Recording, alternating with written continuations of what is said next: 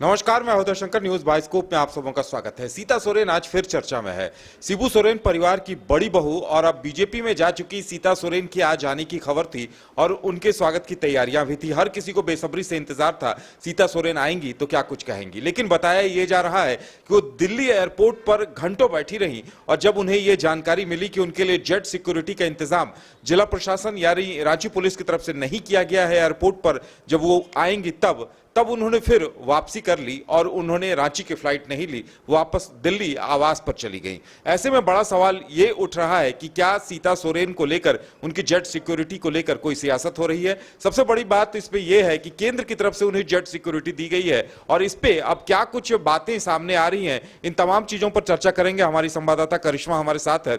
करिश्मा, सीता सोरेन को लेकर खूब चर्चा रही। पहले तो चर्चा इस बात की थी कि वो आने वाली हैं, लेकिन जब ये पता चला कि वो घंटों बैठकर वापस चली गई तो इस बात पे और सियासी बवेला हो रहा है। हाँ जी, देखिए, जब से झारखंड मुक्ति मोर्चा का दामन छोड़ सीता सोरेन भारतीय जनता पार्टी का दामन थामी है, उसके बाद यही कयास लगाए जा रहे थे कि सीता सोरेन शायद 2 दिन पहले ही आ सकती थी। ऐसा मैं इसलिए बोल रही हूँ क्योंकि ये खबर सामने आ रही है कि जिला प्रशासन की ओर से ये कहा गया है कि जेड श्रेणी सुरक्षा फिलहाल जिला प्रशासन नहीं दे सकती है। इसलिए नहीं दे सकती है क्योंकि लोकसभा चुनाव को लेकर तमाम तैयारियां जो है उसे मुकम्मल फिलहाल की जा रही है। अब सवाल ये उठता है कि सीता सोरेन दिल्ली से रांची कब आएंगी। आज जिस तरीके से बाबूलाल मरांडी ने बड़ी बात कहा है, उन्होंने यही कहा है कि उपलब्ध जरूर होनी चाहिए ताकि वो दिल्ली से रांची पहुंच जाए। अगर हम कांग्रेस की बात करेंगे उदय, तो कांग्रेस का स्पष्ट रूप से यही कहना है कि घोषणा तो हो गई है, मोदी सरकार की ओर से घोषणा हो गई है कि जेड श्रेणी सुरक्षा जो है वो सीता सोरेन को दी जाए, लेकिन पत्र जो है वो शायद प्रशासन तक नहीं पहुंच पाया है, जिस वजह से प्रशासन जो है वो तैयारी नहीं कर पाई है।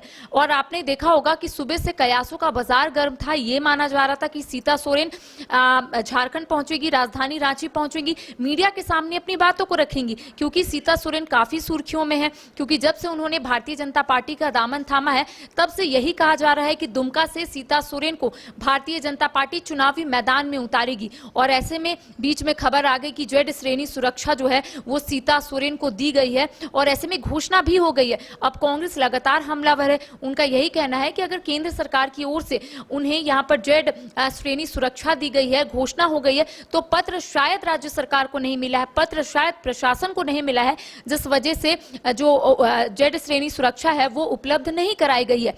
हालांकि बाबूलाल मरांडी ने भी स्पष्ट रूप से कहा है कि उन्हें उपलब्ध करानी चाहिए राज्य सरकार को।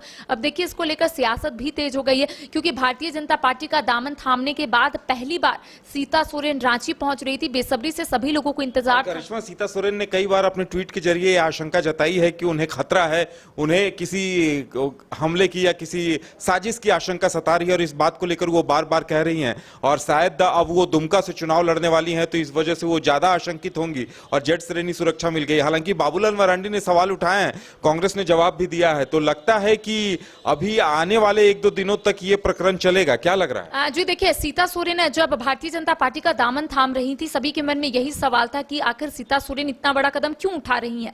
सीता सोरेन ने स्पष्ट रूप से यही कहा था, मेरे और मेरे परिवार के खिलाफ साजिश रची जा रही है।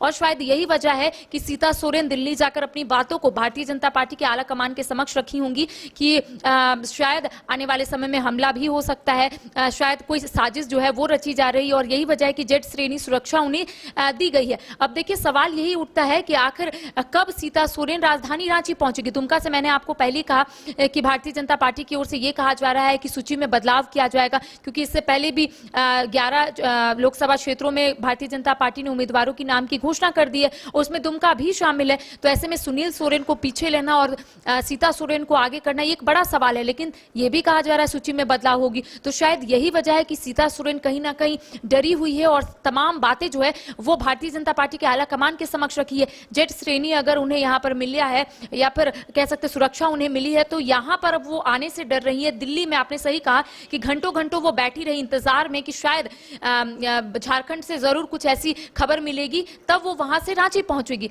अब उन्हें यह पता चला कि जेड श्रेणी सुरक्षा जो है यहां पर उपलब्ध नहीं करा सकती जिला प्रशासन, जिस वजह से वो दिल्ली एयरपोर्ट से वापस अपने आवास पहुंच गई। अब देखिए, जिस तरीके से अब ये खबर सामने आ रही कि कल नहीं तो परसों सीता सोरेन राजधानी रांची पहुंचेगी। सभी की निगाहें टिकी हुई है कि आखिर सीता सोरेन का फर्स्ट रिएक्शन क्या होगा। अब तक सीता सोरेन मीडिया के सामने नहीं आई है जब से उन्होंने भारतीय जनता पार्टी का दामन थामा है। तो आप कह सकते हैं कि जेड श्रेणी सुरक्षा को लेकर कहीं ना कहीं सियासत जो है वो तेज हो गई है। कांग्रेस ने अपनी प्रतिक्रिया जरूर रखी है। कांग्रेस का यही कहना है कि पत्र शायद प्रशासन को नहीं मिला है केंद्र सरकार की ओर से।